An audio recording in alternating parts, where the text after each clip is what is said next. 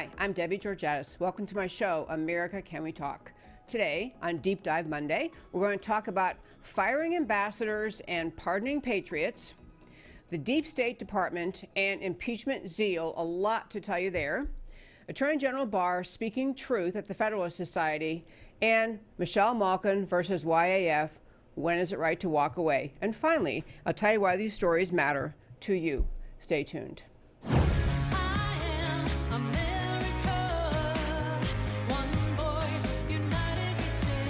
Debbie Georgatos, host of America Can We Talk, is an author, attorney, and political analyst whose mission is to inspire the American political conversation about preserving liberty in the best country on earth. Hello again. Welcome to America Can We Talk? I'm Debbie Georgatos, and welcome to my first five on this Deep Dive Monday. Washington is all at Twitter and complaining about the idea, in of course, this impeachment proceeding, that President Trump had fired the ambassador to the Ukraine. This happened earlier in the spring, and she's been a big witness in Washington in the impeachment hearing. Her name is Yovanovitch. She was fired by the president after reports that she was not loyal to his agenda.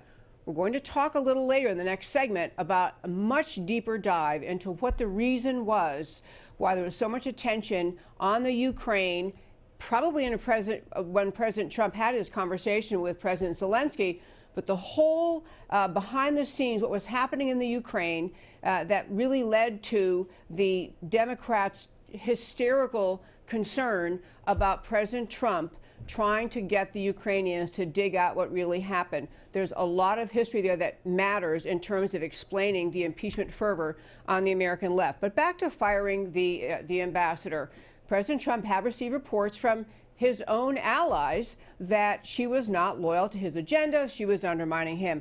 I want you to contrast that with the fact that when President Obama was elected in 2008, his first time he was elected, he chose to fire all politically appointed ambassadors who've been appointed, obviously, by the previous President George W. Bush.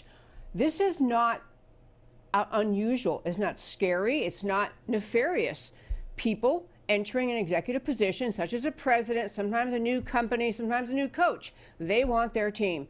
When President Obama fired all of Bush's appointees in 2008, there was much explanation and kind of saluting to his right. Hey, he's the commander-in-chief. He gets to do this.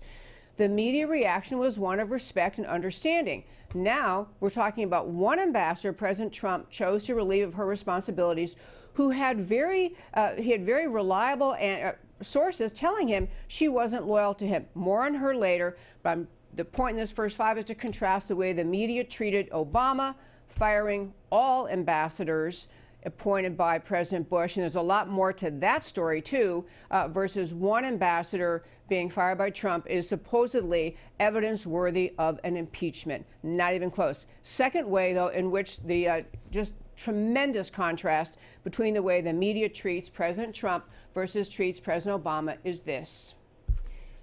You may have heard that President Trump decided to grant clemency to their American military people who, over the weekend, President Trump decided to in some way pardon or grant clemency. To be specific, there's Army First Lieutenant Clint Lawrence, who was in the middle of had served 6 years of a 19-year term, and this was for his decision made at the spur of the moment in Afghanistan, in a war zone, with people, Afghani citizens, barreling toward his troops on motorcycles, ignoring the cries of stop, stop, stop, stop, stop. They finally did stop and got out, were moving what Lawrence thought was aggressively toward the American troops. He's responsible for them. One of his men said, permission to fire, and he said yes.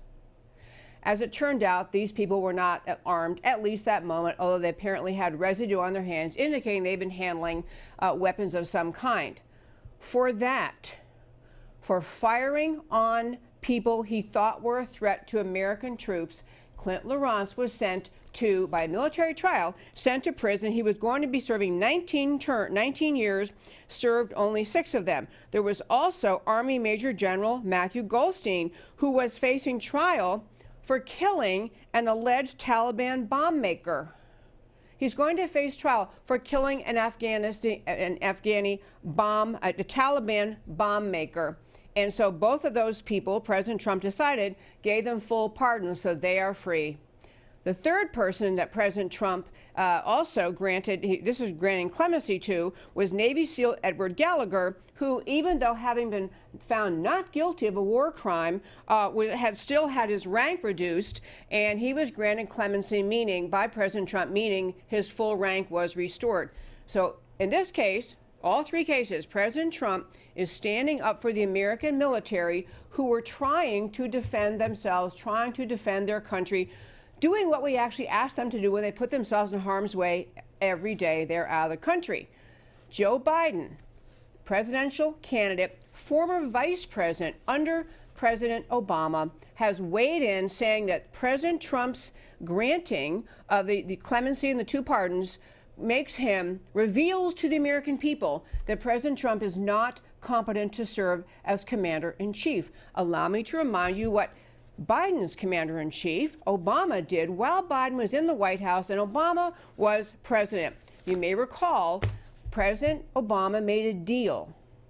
He made a deal for the return of Bo Bergdahl, who had abandoned his unit. He had been AWOL. He was AWOL, absent without leave, abandoned his unit in Afghanistan, wandered off. They sent people looking for him, resulting in the deaths of 6 American military men. 6 people died, our own soldiers, looking for this AWOL character. And Obama traded, so excited to try to get Bergdahl back, he made a deal. June of 2014, President Obama released the Taliban 5 from Gitmo. I have the extremely wonderful Matt, the producer, has their pictures. I want to show you their pictures. We released these 5 characters. And there are their pictures. They were Guantanamo Bay detainees, and they are Mullah Narala Nari, Mohammed Nabi Omari, Mohammed Fazal, Karwal Karkwa, and Abdul Haq Wasik.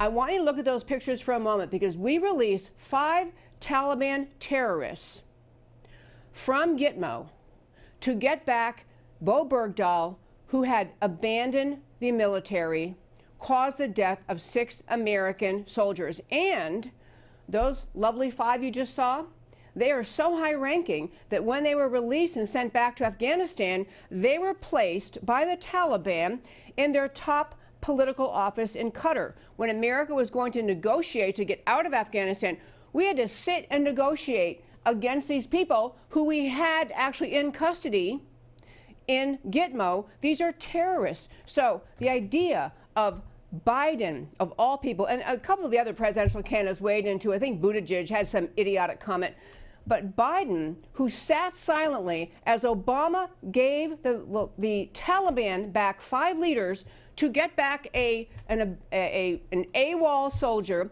whose motive was unclear, questioned by many whose side he was really even on.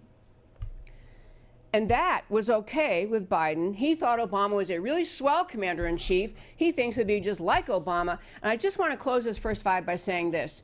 If everything President Trump does or says or doesn't do or doesn't say is subject to the just relentless attack of the American left, the determination to vilify, humiliate, mock, excoriate this president, and you can't, none of us on the conservative side can spend all our time defending every word Trump says or doesn't say, or every action he takes or doesn't take. But these particular examples, the contrast between not just the way the media treats President Obama versus how they treat President Trump, but how elected officials treated President Obama versus how they treat President Trump. The left is trying to plant the seed in the American mind and think the thoughts of the American people that President Trump doesn't know what he's doing, isn't allowed to be commander-in-chief, doesn't know how to serve. Look, he messed up again. My gosh, he fired an ambassador. No one fires ambassadors. Well, actually, no, Obama fired all of them. Probably something Trump should have done. Trump got into office, in 2016 or start of 2017 with not a wealth of connections inside the political State Department, diplomatic corps. He maybe didn't feel he was in a position at that very moment to ask for the resignations of all the ambassadors. But looking back, he probably should have. It was a good move on President Obama's part. It allowed him to decide who he wanted in place. But it's a great segue, and wrapping up this first five, to say this. The more you understand about what President Obama was up to when he came into office in 2008, what President Obama intended to do to this country, the more logical it is that he would have immediately fired ambassadors and other people chosen by the previous president, George W. Bush, because his agenda, Obama's agenda, was not the pro-America agenda. It was not keeping Americans safe. It was not protecting America. It was to advance his left-wing worldviews, combination of both, very much a socialist mindset, abandoning the idea of America's unique greatness. It was a globalist mindset versus a nationalist standing up for American greatness. It was an extreme sympathy for Islam that forced him or caused him to be unable to deal well with the threat of Islam. In fact, if anything, many of his actions seem to embolden the Islamic terrorism in this world, particularly his conduct toward Iran and doing the Iranian nuclear deal. So Obama's decision when he came into office was to say, new boss in town, new rules, new standards, new principles, no more of this, America's a good guy anymore. Obama came in to radically change America, and he set out to do it. And it's a great segue to our next segment, because in wrapping up this first five, understand what this little two examples I gave you, this happens to President Trump all day long, every day. What was okay for Obama to do, not okay for Trump to do. What was okay for Obama to put his imprimatur on his presidency, not okay if Trump does that. This goes on in ways seen and unseen all the time.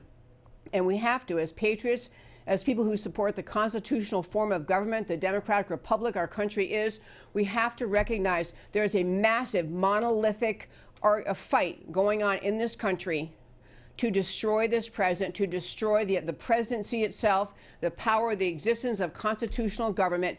We cannot surrender one issue. It's a war we cannot pull back from. We cannot surrender a little bit thinking if we just give in here, then maybe we can win over here.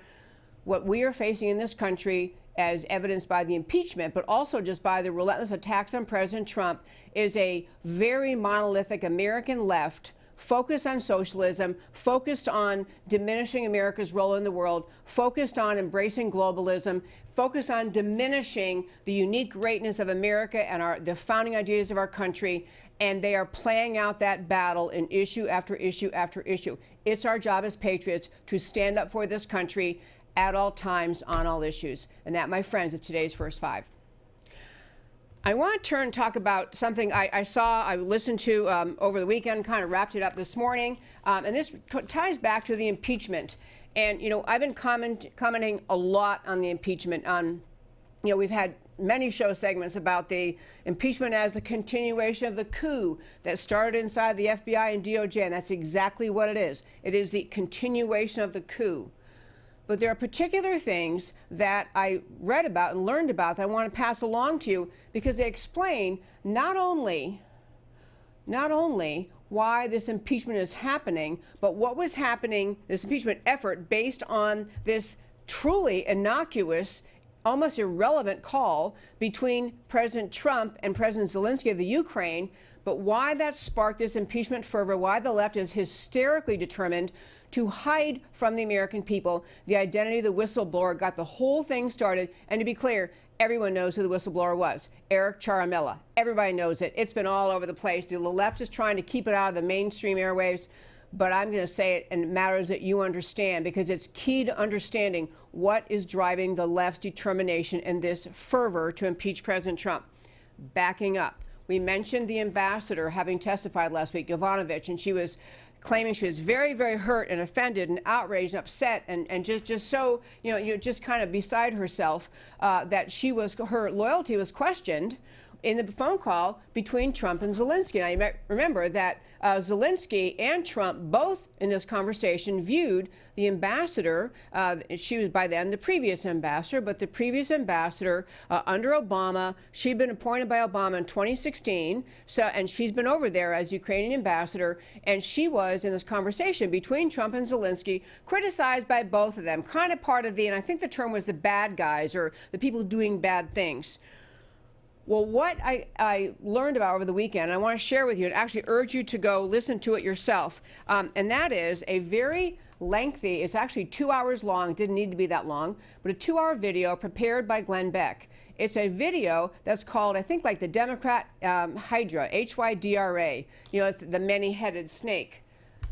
But what he uncovered, and we've talked about bits and pieces of this in the past. We've talked about George Soros in the past on the show and the many ways in which he is using his seemingly endless, endless bucket of money, his billions and billions and billions and billions, to shape the world in his image. But part of the story related to the Ukraine goes back to the reality that this effort that the NGOs, the non-governmental organizations, NGOs created by, not just by Soros, but started by Soros and other ones kind of proliferating out, other little subset organizations, these NGOs carry out the mission of the George Soros, the big Open Society Foundation, which is, to start with, the absolute destruction of freedom in the world. Complete destruction of the idea of America, of a country founded on Judeo-Christian values, a country founded on the inherent right to live in freedom.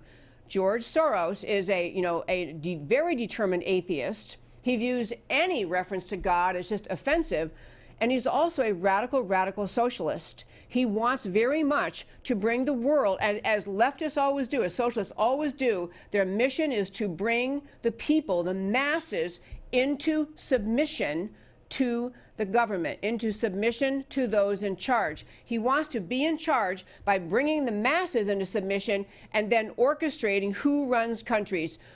So part of the effort he does, that this is George Soros, part of the effort he has done for decades is to intentionally instigate tumult, to intentionally stir up people in countries all over the world to lead to uprisings that appear to the media, who are not particularly tuned in, not particularly aware. The media, they seem like, and they're characterized as indigenous, organic. Just all of a sudden, people are upset. You think, wow, people, they must really be upset because look at all these people protesting. And we have been deluded into thinking that these protests were truly organic. It is in part the tiny example in America, Occupy Wall Street. The country was doing great, is doing great, but Occupy Wall Street emerged. And this was not organic. It was not a bunch of really patriotic Americans sitting around and recognizing things that had to change. This is the result of intentional, funded agitation by George Soros to get people stirred up. And I know people like this who would watch these protests in America, Occupy Wall Street. Now it's Antifa.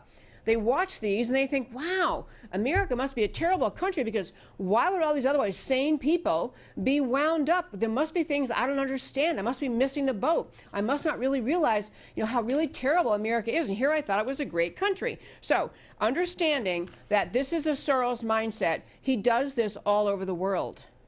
He creates organizations and movements. He puts people on the ground. He trains them to stir up agitation, to be angry, to be agitated, to spread agitation, to encourage others to be agitated.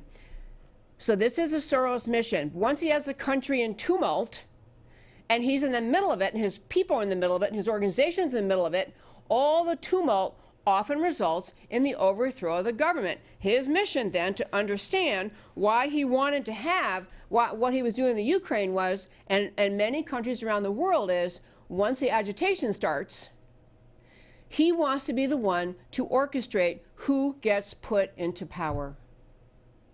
He is bringing about his, open society worldview, George Soros, socialist rule of this world, all under the guise of happy-sounding, friendly-sounding terms. And people think, they watch it from the outside, and they just can hardly believe. They think, wow, I guess I didn't understand the history very well of the Ukraine, because look at all this protest. So the George Soros mission, and I'm getting around to the Ukraine, and I'm getting around to the impeachment, so hang in there. But what George Soros has been doing around the world is step one, identify, train, and fund people, civil society groups to mobilize. This is a Soros term. He's trying to bring out civil society, the most uncivilized society possible, but he chooses a term everybody likes. And then and this is where the Americans come in. So in the Ukraine, we had our State Department money, which, to understand, is your money, your tax dollars. State Department money funneled to help the George Soros NGO agitators stir up agitation inside the Ukraine. So our tax dollars are going to George Soros NGOs, not just in the Ukraine, but all over the world, to stir up agitation and hatred against our government, to bring about this toppling of government. So in the Ukraine, under President Obama, when Hillary Clinton was Secretary of State, and even after she was done with that job, she has spoken about a great program they had in place to help train people in these countries to understand social media, use of social media, how you can, and so it sounds like such a great thing. Oh, great, you're bringing the internet to the masses. This is wonderful. They'll have access to, information. It was a very intentional, agitating, intending to create agitation effort, and the American government, our government, was funding this in the Ukraine and other places. This ambassador, who's now, just taken aback, and she described, I was so shocked, the color drained from my face. I couldn't believe that President Trump said something so mean about me. She's been in the middle of this. She's part of the effort in the Ukraine to get money from the State Department to the agitators. And so this is what President Trump was apparently referring to in his conversation with President Zelensky, who's not part of the Ukrainian government that was in existence then. He's not part of the cabal that was actually assisting in this whole, he wasn't involved, Zelensky was not, in what was happening in 2016. So you had all this agitation happening inside the Ukraine, funded by the American government, which is the NGO created by Soros' intent to destroy the nation, to destroy the government, to destroy the culture and society, is to lead people into agitation. So the State Department leaps into place. They train activists so they're ready when they've got something they can get people protesting about. They've got them using social media, orchestrating on Facebook, YouTube, Twitter, orchestrating all of this corruption. And then the State Department, bringing in their proxies, is actively supporting this opposition. And finally, when it all gets going, the idea is once they've toppled the government, they put in people they want. All of this was happening in the Ukraine. And the ambassador, well aware of it, seeming to be facilitating it, helping with it. And there are now, and there was actually another piece I'll talk about in just a moment, but there are now emails that came to light through a Freedom of Information Act showing that the alleged whistleblower that everyone knows the name of, except, somehow the Democrats in Washington think they're keeping it secret by not allowing it to be said during these impeachment proceedings. But the alleged whistleblower, Eric Ciaramella, was getting updates on George Soros' personal Ukraine activities. Ciaramella, the whistleblower, outraged by a conversation between Trump and Zelensky, he was getting emails all along, long before the famous phone call in July of this year, long before there was any reason to be concerned that Trump would even win. This guy's in the middle of it with the Soros people. And so there are a whole cast of list of characters connected with a Ukraine desk in the State Department and within the National Security Council who were either aware of, complicit, and in some ways even fomenting or agitating, but certainly vaguely aware of and not doing a darn thing about it, all of what was happening using State Department money, your tax dollars, inside the Ukraine to stir up agitation. This is what was happening in the Ukraine. This explains why Adam Schiff, who is perfectly aware of all of this, I'm going to, I would bet, he hasn't personally called me and told me that, but I'm telling you, this is why Schiff is so hysterical, because blowing open not just that this ambassador was agitating against President Trump, for whom she's supposed to be working, but that the State Department had, generally speaking, been assisting the agitation inside the Ukraine and other places. And I'll tell you something, I don't have the date in front of me, but one time on my show, I don't know when it was, but one time on my show, I had a whole bunch of, it was a show I think dedicated to Soros, but I laid out all of these organizations that he has, that he funds, and then the organizations fund other organizations. It's a giant, giant spider web. And within all of that, a good friend of mine who is the most amazing forensic researcher, or cyber researcher, she dug in and dug in and dug in. And she actually called me to say, like 3 years ago, you do realize that the State Department is funding George Soros-based organizations, NGOs. To which I said, I don't think so. I don't think they'd really do that. But they have been, and they are.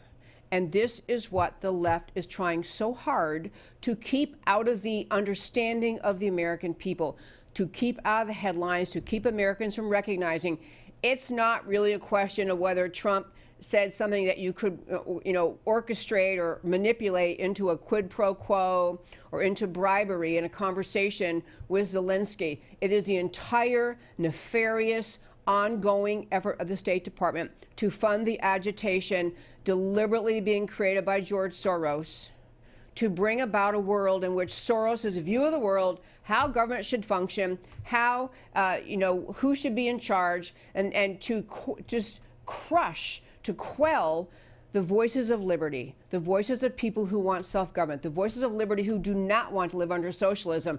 This is the effort of George Soros. Everyone, paying attention realizes he's an evil actor, but most of America didn't realize the State Department was funding much of it. So on my website, americacanwetalk.org, I urge you to go there on the homepage under shows, scroll down, list of links. There is a link to the entire Glenn Beck video, because he's got pictures and copies of emails. It's 2 hours long. I can't do it here. I will say you can skip about the first hour at least. It's a lot of lead up in case you want, the history of the Council on Foreign Relations and Woodrow Wilson and FDR, which is relevant but not really relevant to where we are today. You can start about an hour in. It's still an hour to listen to, but full of data, important to understand. This is really what is driving the Democrats so completely crazy. And it's a kind of an interesting parallel I wanted to mention to you. You realize that we had the FBI and DOJ coup, the Russia-Trump collusion hoax. We had the coup inside the FBI and DOJ. And now what we have is Attorney General Barr and U.S. Attorney Durham looking into, trying to get to the bottom of it, trying to figure out how in the world did this loopy, false, hoax allegation that Trump colluded with the Russians, how did that ever get started? That's what Durham is looking into. That's what U.S. Attorney Durham is going to report on, hopefully pretty darn soon. We can't wait much longer, but hopefully soon. Well, the same way the Democrats are trying to hurry this impeachment through the House and into the Senate, because they don't want the American people starting to question their hysteria over an obviously innocuous phone call between Trump and Zelensky. They want to get this impeachment done and off their desk. They don't want the American people asking, how do we get here? The Democrats want to hide the roots, the core beginning of the Russia-Trump collusion, and they also want to hide from the American people the beginnings of, the genesis of the Trump-Ukraine collusion thing. One last little point in this story, and I could go on. There's so many pieces to tell you, but one last point to make is, is an odd thing. President Trump was accused of having colluded with the Russians and having inexplicable sympathy for Putin and being too friendly toward Putin. But stop and think about this. When the Ukrainians were asking for weapons to help them defend them against the Russians, Obama, as we talked about last week someday on the show, Obama sent them blankets. Trump sent them weapons. President Trump actually helped the Ukraine prepare to defend itself against against Russia and Putin's aggression toward the Ukraine. Trump is helping the Ukrainians protect themselves from the Russians, something Obama would not do. for people still trying to claim, well, there's something weird about Trump and Putin. No way. I mean, Trump has been more ardent, stronger, more insistent on protecting countries from Russia's aggression and from preventing Russia from having a, any kind of control over the flow of energy, control over oil. Trump has been stronger standing up against the Russian aggression than President Obama ever was. Many more pieces to tell, but I want to go on to two other quick stories today. So, Attorney General Barr, our Attorney General who was newly appointed under President Trump, gave a speech at the Federalist Society. And the Federalist Society is a society of lawyers. And, one reason I just love this speech is that Attorney General Barr is an intellectual force to be reckoned with. I mean, he's brilliant. He is a historian about the Constitution. He is a researcher. He's a thinker. And he has confidence in his views. He has confidence in what he thinks, what he knows the Constitution means, what the rights are of a president to within the structure of the Constitution, what the rights are of President Trump, what they were of President Obama, what the actors are all doing in Washington. He has command of the law in a way that many past attorneys general did not have. And not just the law, it's a larger sense. It is a larger sense of the place of the Constitution, the purpose of the government, the purpose of the three branches. He's a deep thinker, and he spoke at the Federalist Society, and much to the chagrin of the leftists in this country, because he really came on very strong in this speech of the Federalist Society to talk about the what is happening in America today. And so I have Matt, the very wonderful producer, and actually I always say that really fast. I really do have a very wonderful producer, Matt Stoker, here at Real News PR, Real News Communications Network. He is a very always reliable, responsible. I send him last-minute clips, last-minute changes, and he's just been wonderful. So I really appreciate him. And here we go. I want him to play this little clip. This is Attorney General Barr speaking at the Federalist Society. I wanted to choose a topic for this afternoon's lecture that had an originalist angle, and it will likely come as little surprise to this group that I've chosen to speak about the Constitution's approach to executive power. I deeply admire the American presidency as a political and constitutional institution. I believe it is one of the great and remarkable innovations in our Constitution and has been one of the most successful features of the Constitution in protecting the liberties of the American people. More than any other branch, it has fulfilled the expectations of the framers.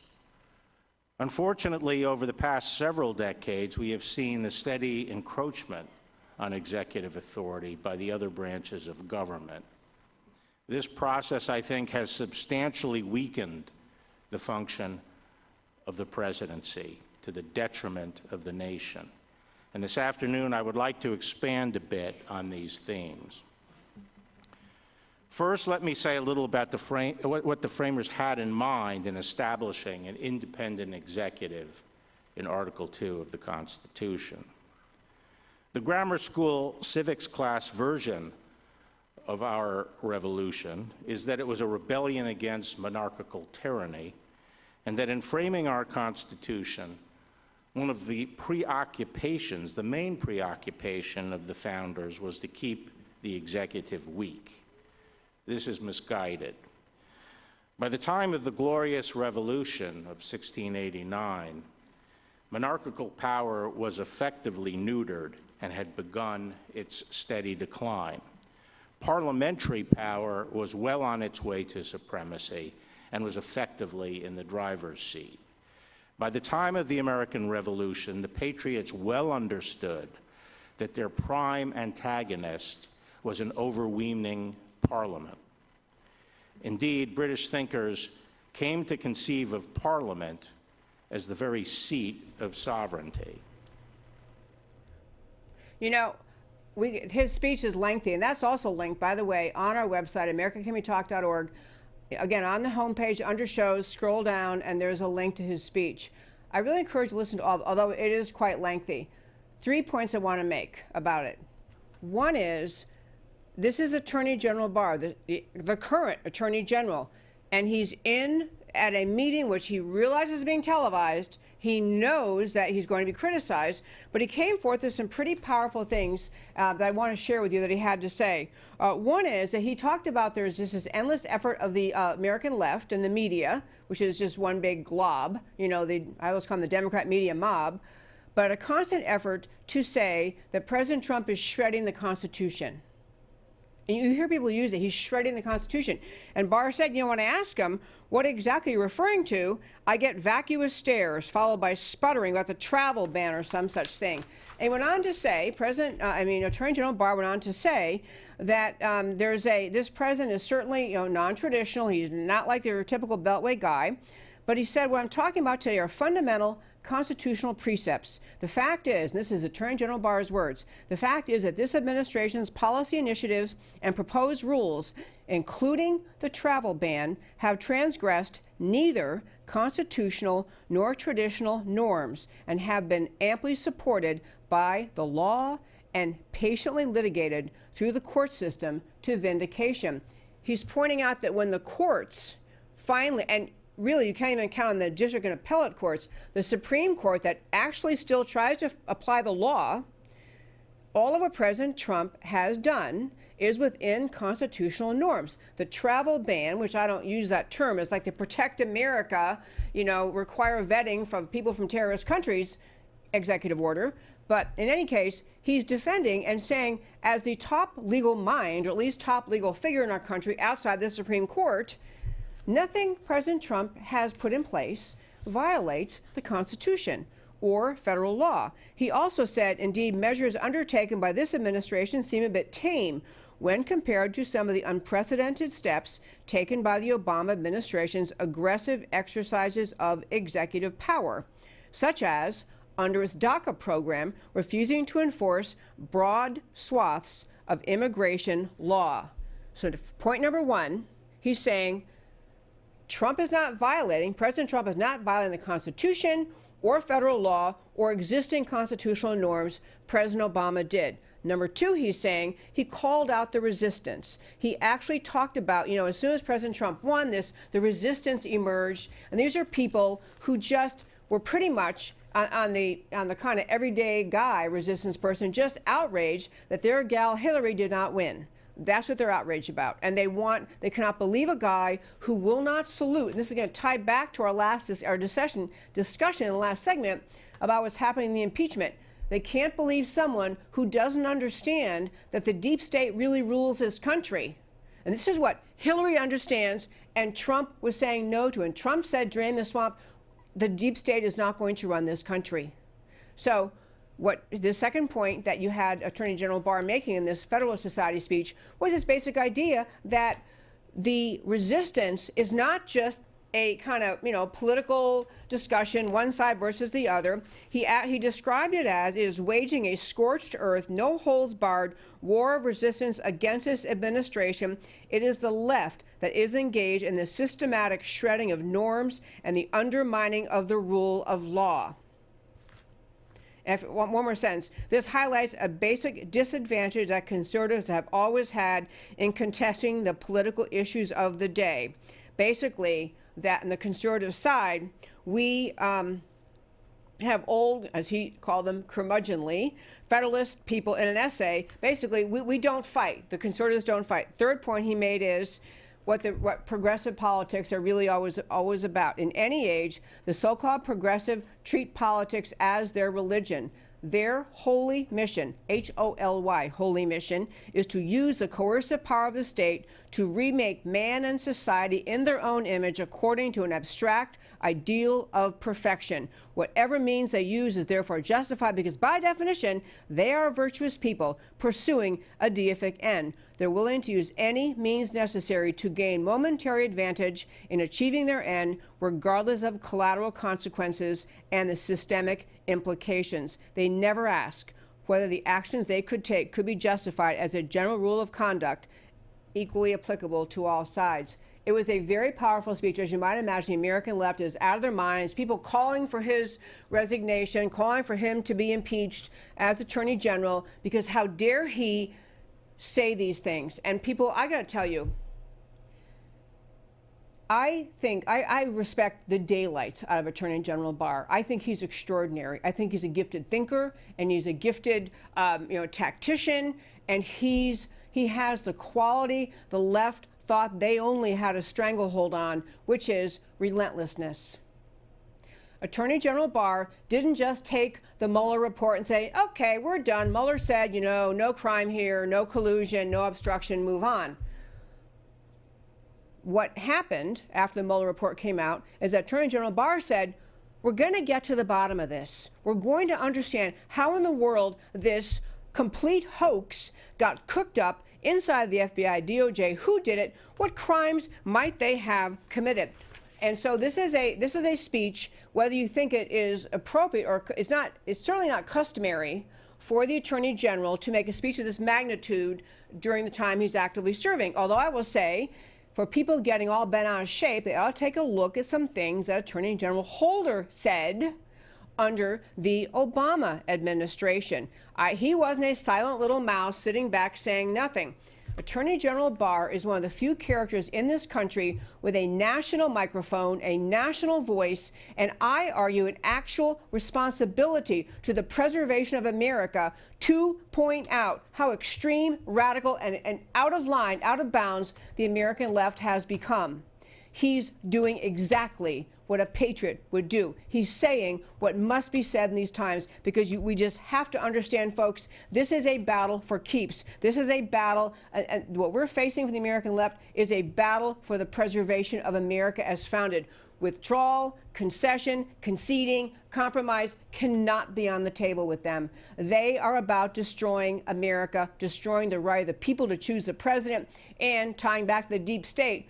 What you're seeing on the American left is they've decided, as this ambassador who's whining about losing her job, as you heard Vindman, the lieutenant colonel, basically saying that because he's a member of the National Security Council and he has opinions about the Ukraine, he's entitled to tell the Ukrainian officials to ignore the president because he's wrong. And we, the deep state, we, them, and we run this place. That mindset lives in the American left. It lives in it's the mindset of the socialist, the George Soros, the NGOs, the State Department, the DOJ, the FBI are filled with people who think they're entitled to rule. They find President Trump's willingness to stand up, to say what's true, to fight for what's true, to push back. They find it shocking beyond belief because there has not been a conservative in the history of America in the last 100 years who has stood up in this manner against the monolithic left that marches in step to destroy this country with the help of left-wing media. And given all those circumstances, I am so proud and so grateful for Attorney General Barr having had the backbone and the strength of character to make that speech. One last topic for today, my very fine friends. This is a topic, Michelle Malkin, who's been on the show a couple times, she's a warrior on the American right, the conservative side. She's written books. They're always like encyclopedic. In fact, the last time she was on, we were talking about her book called Border Inc., I think it was called, full of footnotes, detailed to death. So Michelle Malkin has been a spokesman for the Young America's Foundation. Young America's Foundation, founded in 1969, just a stellar organization, basically committed, basically committed to young people and conservative ideas, committed to encouraging young people to stand up for and understand conservative values. Young America's Foundation has had Michelle Malkin as a speaker for 15 years. And yesterday, I think it was, or even maybe this morning, today, no, I guess it was 2 days ago, they announced that Young America's Foundation, are severing their relationship with Michelle Malkin. The issue is an organization, rather it's an individual to start with, a guy named Nick Fuentes, F-U-E-N-T-E-S, Nick Fuentes, who is apparently, by things he has written and said, he's a white supremacist. He's a white supremacist. He has a group going, and I don't even, it's funny, that the group, his followers call themselves the Groypers, like Groypers, Groypers. It's something to do with Pepe the Frog, not my thing. But anyway, they call themselves the Groypers, and they are followers of Nick Fuentes. So he alleges himself to be a conservative, but he's a white supremacist. Apparently, I mean, he has, he and his group hassle Turning Point USA when they're on campus giving speeches. They have a few statements attributed to the some of the people affiliated with this Groypers Nick Fuentes guy. He actually apparently, or someone affiliated with his group, basically said they believe that, in fact, oh, here's the quote. I really want to read you the exact quote. So this is a guy who's a speaker for Groypers and affiliated with Nick Fuentes, who said about this, about segregation. You can listen. I'm not going to play the clip, but it is available on a clip. Enough with the Jim Crow stuff. Who cares? Oh, I had to drink out of a different water fountain. Big effing deal. Oh, no, they had to go to a different school. Even if it was bad, who cares? It was better for them. It's better for us. This is a guy, a supporter of Nick Fuentes, saying he supports segregation. He does not mind, you know, the separate water fountain, separate schools. He's anti-Semitic. This group is anti-Semitic. And so he's obviously, and this is what I want to get right, the real point of this segment. So apparently Michelle Malkin has defended this guy, Nick Fuentes, kind of saying, hey, we got one big tent here, you know, he's right in a lot of things, but I guess he's off on this, you know, he's anti-Semitic, he's a white supremacist. And so Young America's Foundation basically said, you know, we're conservative, and this has nothing to do with conservatism. This is wrong, and we cannot affiliate ourselves with anyone who would support this kind of talk, which leads me to what I want to say about conservatism and the difference between Republicans and Democrats. Think about, so, by the way, and Young America's Foundation is right, 100% right, that if Michelle Malkin cannot denounce this guy, is dangerous for them, and they should not have her speaking for them if that's, you know, if she's supporting this guy. But here's what I really wanted to say about all this in politics. On the Democrat side, and many people point this out, it never matters what any Democrat does wrong, ever, ever, ever. Hillary Clinton is a walking felony. She has a litany of huge problems behind her, huge corruption known to the world, not even a question. And yet you could not get a Democrat in this country, in Washington at least, to criticize her, to even say she might be a little bit morally unfit. They won't do it. They always stick together. On the conservative side of the aisle, on the Republican side, we have, you know, the most popular president in decades among Republicans, President Trump, and we have a former presidential candidate in the now serving in the U.S. Senate, Mitt Romney, who spends half his day finding reasons to criticize President Trump. On our side, we air our dirty linen, we criticize publicly all the time. And people say, and I agree with this notion, that's because on the right we actually think. We think about what we believe in. We're a party of thinkers, and we stand up for principles. And we aren't going to stand behind someone when they're unprincipled. And I think that's exactly right. It's exactly right to say, when someone goes off the reservation and they're really wrong, like this guy, Nick Fuentes, anything to do with white supremacism, has nothing to do with being Republican, nothing to do with conservatism, nothing to do with being pro-America. It is the most, white supremacy, anti-Semitism are profoundly un-American ideas.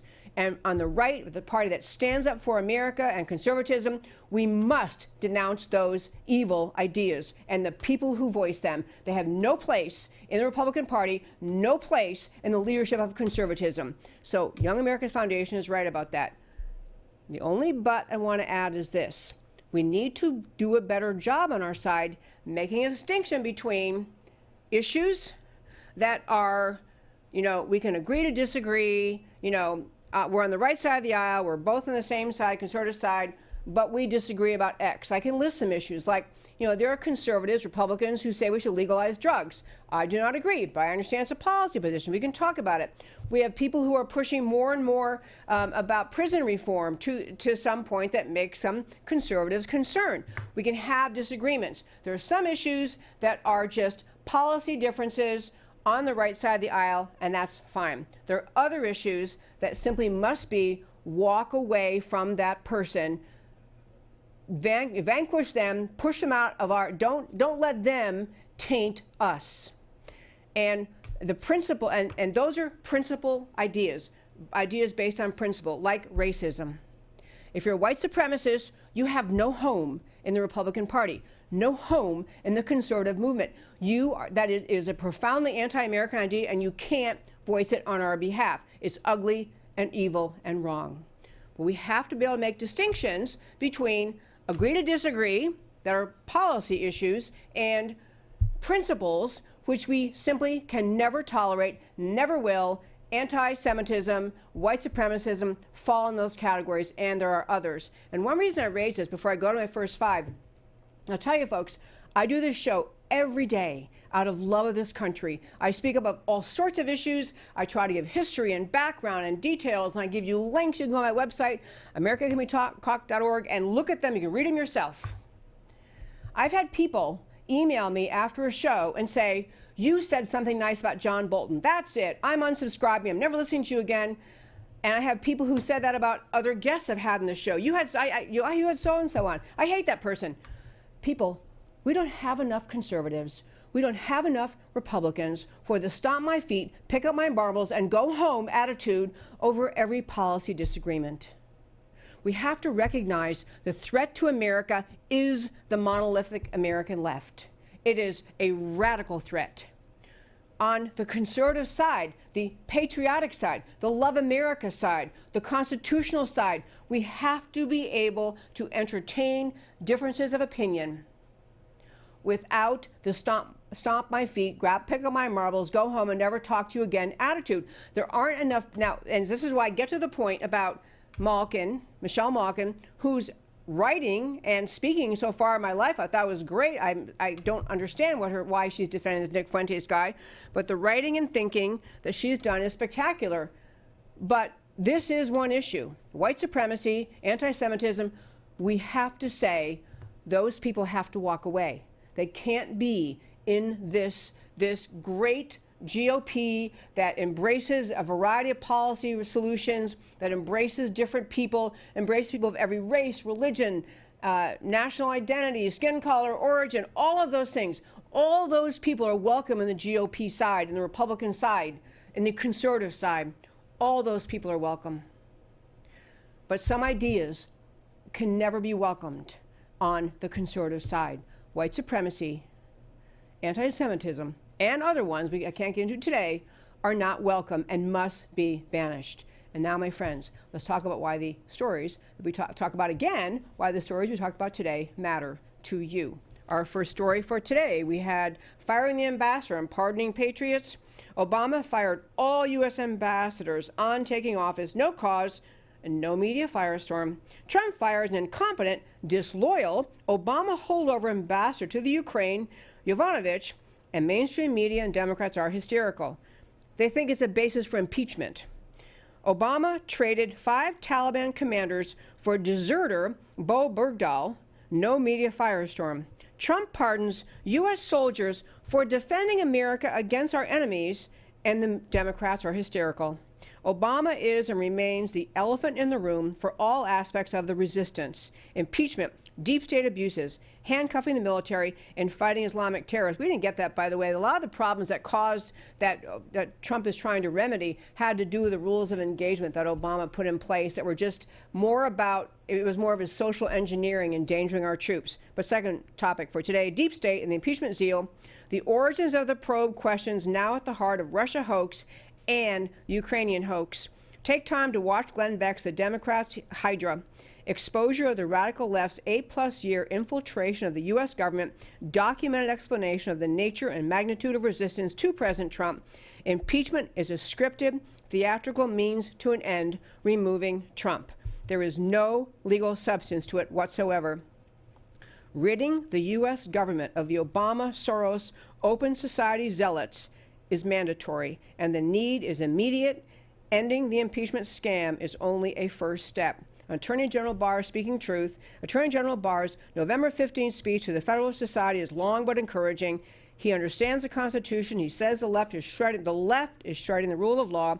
He sees through the tactics and aims of the left. He calls out the resistance. He reveals historic truth, but the Constitution intended a strong president.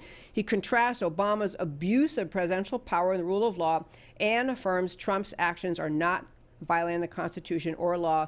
Better go to the last slide here because we're almost out of time. Malkin and the Young America's Foundation, the left never fights in public. They still support Hillary, no matter her trail of wrongdoing. Conservatives struggle about when to walk away. The issue is fundamental principles, and you have to walk away, or policy differences. We have to agree to disagree. Border security versus abandoning the borders. That is a walk-away issue. Exactly where a wall is needed? No, that's a agree to disagree. Enforcement of immigration laws versus supporting sanctuary cities. It's a walk-away issue. What to do about DACA? That's more of an agree to disagree. Legalization of marijuana or other drugs. We can agree to disagree. I would never support that, but I will understand some conservatives want it. Criminal justice reform, more of the agree to disagree. But white supremacy, racism, and anti-Semitism are walk-away issues. My very fine friends, this is America Can We Talk. I'm Debbie Georgatos. Check out our website, americacanwetalk.org. Please help me out on Facebook. Like this page, share it with your friends, encourage them to like it, comment on it. If you're on YouTube, subscribe to this page. I love your comments. I try to respond. Email me at americacanwetalk@gmail.com. I try to answer all of them. I am behind.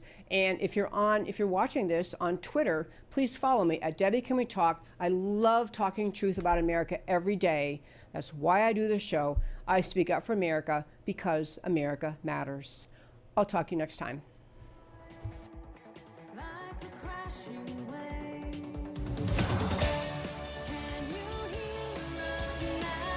America, can we talk? Truth about America. Can you hear?